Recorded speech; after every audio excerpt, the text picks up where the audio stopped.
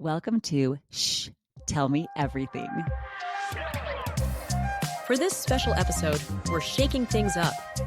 Over the past few months, we've had some amazing guests, entrepreneurs, leaders, mentors, and everyday warriors who've shared raw struggles and given us powerful insights. So, we're bringing you an episode filled with must-listen moments. Think of it as a highlight reel of game-changing insights, resilience hacks, business truths, and life lessons. If you're building a business or just figuring it all out, there's something here for you.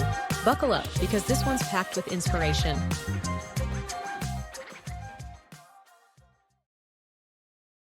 Episode 1. Fast is slow, slow is fast. I want to know, what is one thing in your life that has made all the difference? Will you share that secret with us? Yeah. Well, I think this is something I've been trying to live by just in the last few months, and it's kind of what I want to continue forward with. But the secret that I'm trying to live right now is you have to understand that there's things in your control and there's things not in your control, and they both want your time. And so it's really important to give the things in your control more time in your life, because that will actually affect the things in your life, more happiness, more money. Where if you keep focusing on stuff you can't control, like politics, the economy, housing market, whatever, but if you put a lot more time in that, it's not going to change your life. So it's just really important to put more time on the things you can control. And that's what I've been trying to do. Okay, so what does this look like for you? So I think for me in my business, it's really trying to focus and make the goals on, hey, actually push the needle forward in my business, and to not get sidetracked on all the fun little things that are good for the business, but don't push the needle forward. Episode 2. Stand on the shoulders of giants. In your life, be the giant. I will say this. I'm gonna repeat this again. Be the giant in your life. It doesn't necessarily mean you have to be the best. Okay? It just means be the giant that is, when you walk into that room, that you can be the person that's saying, I'm willing to lift and care about every single person in this room, whether I know them or not. Be the, like you already said, be the type of person that when that person needs help or needs something in your business, family, in an argument, for heaven's sakes, in a disagreement, be the giant. In the world today, how easy is it us first to get frustrated on social media? Every day. Oh, like unreal. Be the giant and realize that people can have their own opinions. They can have their own beliefs. They can have their own ideas. They can have their own issues and challenges, and it's okay. You can lift them because it's just who you are. Does that make sense? Okay. James, this has been so good. I've got a lot to think about. A lot to think about. But I like this. I love this idea, to be the giant in a way that you're going to lift everybody else around you. And that's the legacy, and that's the path that you're going to leave. I'm just grateful for you joining us. Episode 3. Do things that matter for people who care. Well, I appreciate the invite, and I don't necessarily have, any like amazing insight or whatever into being successful in life. But when I talk to new businesses, which I tend to do quite a bit with our businesses, I get a lot of people who are like, we're brand new, we're starting this. What do we need to do? And it's easy to say, oh, well, you need to buy this or you need to buy that. But the truth is, most of the time, what they need to do is to go make some sales. And I think, I'm obviously a marketer now, but my first career for 25 years was in sales and leadership. So managing salespeople, building sales teams and getting them out and going, learning how to actually make a sale. And it's interesting because when we first started, I went out into the market before we had a magazine. There was nothing to sell, but I had to know, would people actually be interested in this? After making just a couple of sales, we made some tweaks, changed some things up, and figured out a little bit better way to sell it. I would have never had that insight and could have never launched our magazines had I not gone and talked to 30 or 40 people and said, would you be interested in buying this? And I talk to businesses all the time, and I'm like, have you talked to anybody? Have you sold them this? Are they interested in this? Or do they like your designs? Do they like what you're doing, what you're selling? And it's so common that they're like, well, I haven't really done that yet. I just wanted to create the product. And I'm like, well, you're creating something nobody knows anything about. Are you creating something that there's a need for? I don't know until you go out and talk to people. Episode 4: Holiday Joy, Keeping It Simple. Okay. Okay, first of all, I think it's really important to lower your expectations and keep things simple. So, when my kids were little, I had these grand ideas of Pinterest worthy gingerbread making sessions and craft sessions that were just everyone was going to work together gracefully and it was going to come out so beautifully. I think I And actually bought my 10 matching Christmas aprons once with this vision that we were all gonna vision. wear the matching Yes. Christmas Yes, of aprons. course. No. No. And I think everyone was fighting. There was frosting everywhere. It just didn't go the way I wanted or planned. And so from that time forward I thought, well, maybe if I just lower my expectations and keep things simple, things might go a little easily. And then I'm not disappointed. I think that's the biggest thing for Yeah. me is that when I lower my expectations, I'm not disappointed because my expectations are so high. I'm a very positive person, you know that. And my expectations are so high for things. But if I lower my expectations, then I'm not disappointed. And I think that's a really important thing to do during the holidays. You don't want to be disappointed. It's a fun time. We want to spend good time with our Well, and that families. disappointment just, like, sucks all the energy and happiness Yes. out of you, and that I mean, and it happens to all of us so often, right? And then I try to Yes. check myself. It's like, okay, so let's say we planned the Christmas cookie party, Mhm. and it's going terribly, and Mhm. then I'm mad, but, like, what was actually the goal? Was the goal to have this beautiful moment, a moment, or was it to spend time with my kids? You know what I mean? And like, or what was the goal? I don't know. What was the goal? If the goal was to make it look as lovely as was in my mind, I'm probably always going to be frustrated. And now I'm having this time with my people who are important to me, and I'm just mad or Yeah. annoyed or ticked off or just Yeah. bothered or, all these things that come with it not Yeah. playing out like I wanted it to play out in my mind. When really, I guess, like, the people are here. People are here. You And is know, it important to have those Pinterest worthy moments? Like, is it more important for you to put that event on Instagram yeah. and show it off? Or is it more important to have this time with your family? And I think that's where we kind of lose it sometimes. We're like, oh, I'm going to do this. I'm going to get great pictures. They're going to go on Instagram and everyone's going to see what a great time I'm having. Right? Right. Episode 5: The Art of Connection. But I learned that's what you should do. You should connect people with other people when you're at a networking event. Now, when when I started this years into it, the movie Patch Adams came out with Robin Williams. Have you ever seen that? Oh, yes, I totally remember. Yep. So for those listening today, if you've not seen that movie, that's your only homework assignment is watch that movie. It's one of the most incredible movies you'll ever watch. It's got Need a box all of need the a box of tissues at the feelings, end. all the Yep. emotions in it. Now, to share some, there's a scene in the movie. So Robin Williams, who's the main actor in the movie, plays a character called Hunter Adams. And in his early adult life, he's going through depression, just a struggling, and he admits himself into a psychiatric ward.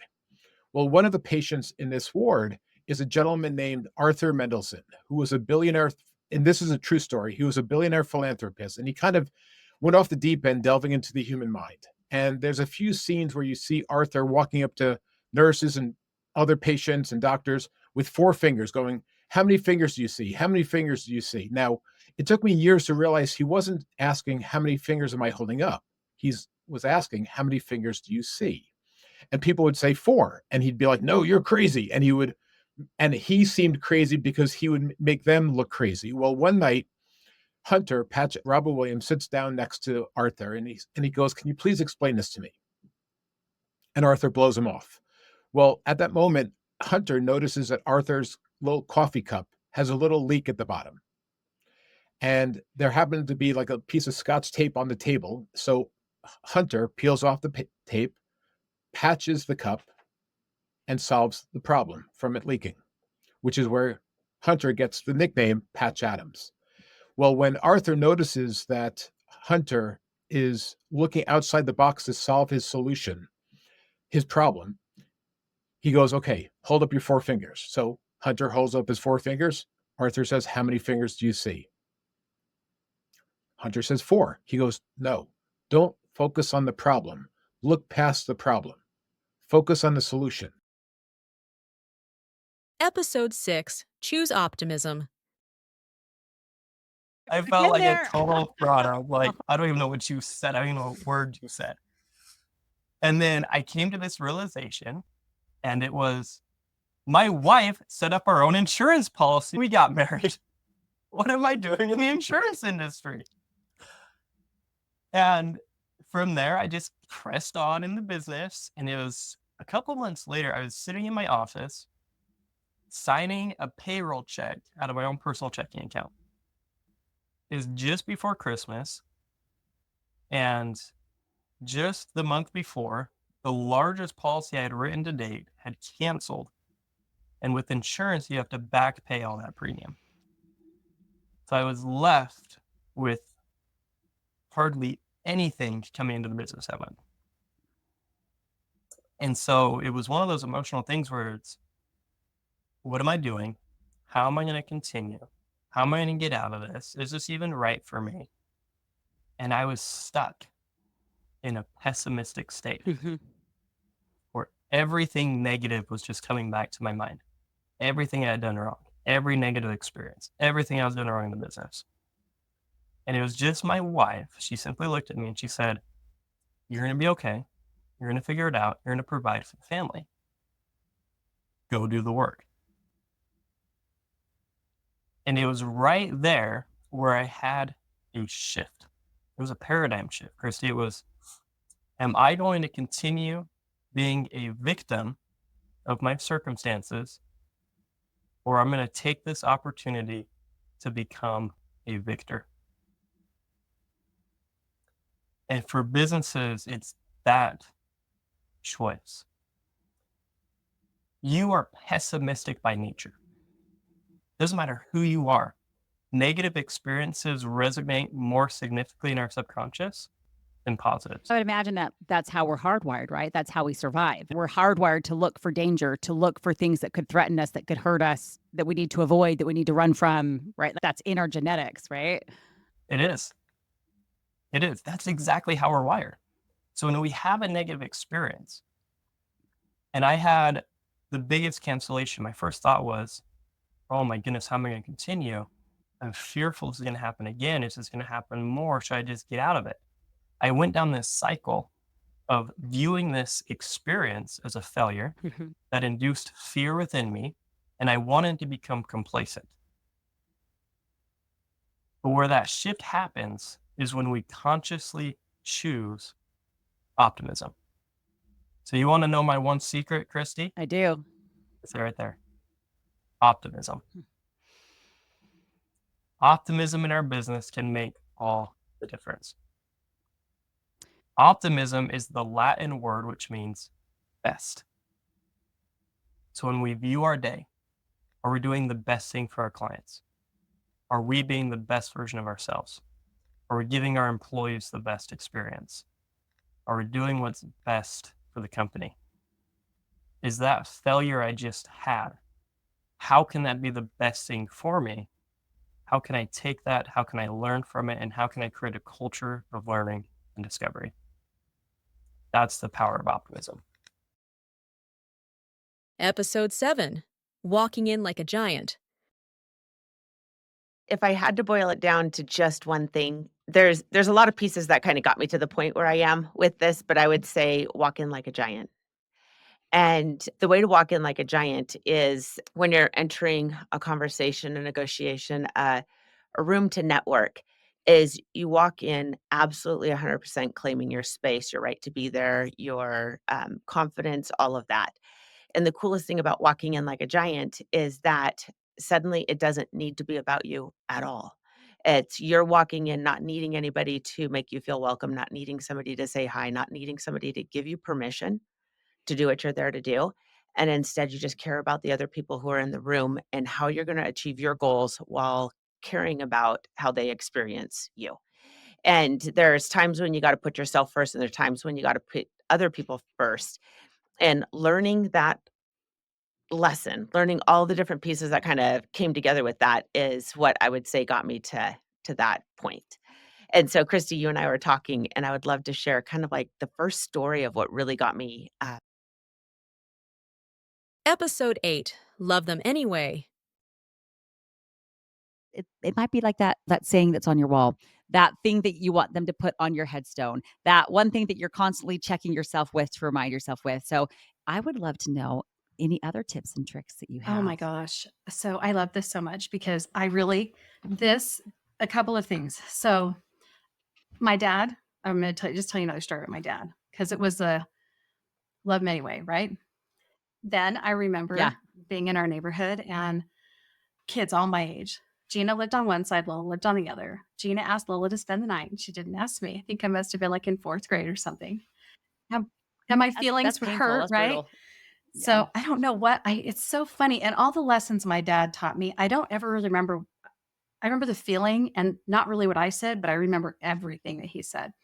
But I remember I Hmm. obviously told him about it and my feelings were hurt. And he looked at me and he said, "Do you think that when Gina woke up this morning, her goal was to hurt your feelings?" And I said, "No."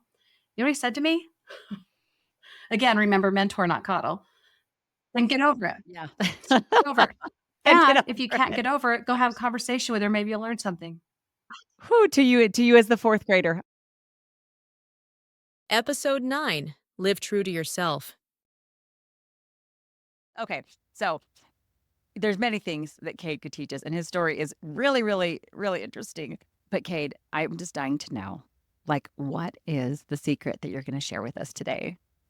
So this is going to sound like so cliche, but I don't think a lot of people live it to the fullest.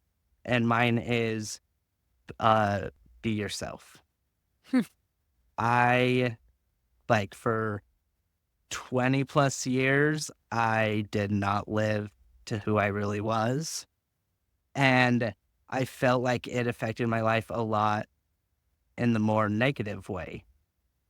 And like since I'm just more of myself, and it's every relationship or like aspect of my life has grown so much better.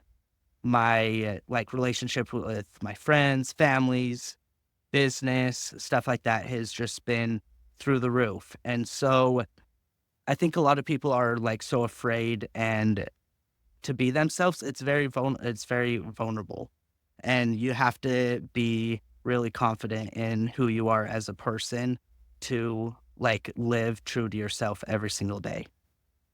When I think about it, 'cause it's like, okay, we live in these communities where, like, we're kind of engineered survival-wise to fit in because that's, historically how you would survive. Like you Yeah. needed to be like the group. You needed to be whatever it needed to be to survive. And I feel like we're lucky to live in a time now where it's like, wait a minute, like we're all gonna be okay. You know what I mean? Like Yeah. no one's gonna be left outside the gates and like trampled to death, if you're not the exact same as the rest of the community. But it's that's a hard thing, especially like, okay, we live in Utah, like it's a very culturally not okay, we're getting better. I would say culturally homogenous. Like there's definitely a predominant culture. And although we're getting tons more diversity on its way, is what's happening. But like I feel like we can kind of grow up in a little lane, right? Correct. And so like tell me a little bit more about that. Like would you like how did it change for you? How did you well, did you know you weren't being yourself or living your true self? Yeah. Or did And it take time to figure that out? Yeah. yeah, so I, I knew, everything from a really young age. I knew I wasn't normal here in Utah, and I just tried to avoid it. And I was like, we'll continue on, I'll go to school, I'll move away. And I was just more nervous. I have a great friends and family, but growing up in Utah, it's always a little bit scary. Like, what if I'm not what everyone wants me Yeah. to be? And And Utah, what Episode 10, Journey with Empowerment. so Cindy, I'm gonna ask you now to just tell us everything. Tell us the thing. I can't wait to hear what you have to share. Oh, there was a lot to try to narrow down, but I felt this one resonated most with my heart and mine. I want to be able to just discuss navigating the hormonal journey, especially like in your 40s, through empowerment, through understanding and support. And that's where I feel my clinic, Balanced Body, is so unique, is that it is founded by my sister and myself, who are we're both healthcare professionals. My sister, Mindy Wade, is a family nurse practitioner, and she and I bring on such a unique collaborative team together because we truly are in the rut of like things that are happening. And even more specifically, my sister, if I can share a little bit of Sure, story yeah. and background about her, we both graduated from Salt Lake Community College in 2006 with our associate's degree in nursing. And my sister graduated about 4 months before I did. We ended up getting a scholarship through Salt Lake Community College. Intermountain Healthcare back at the time had partnered with Salt Lake Community College just to get some of their workers through their education. And so you had to apply for the program, and it was pretty competitive. And my sister got in the 4 months cohort before me, and I continued on with my trauma and my flight nursing and all of that fun stuff and just raising kids. And she continued her education, got her bachelor's degree at the University of Utah in nursing. And then after she was done with that, she was like thinking about wanting to have kids. And I think she was around 25 years old, and she started trying and she couldn't get pregnant. And so this kind of goes into the discussion of just being able to, your hormonal journey.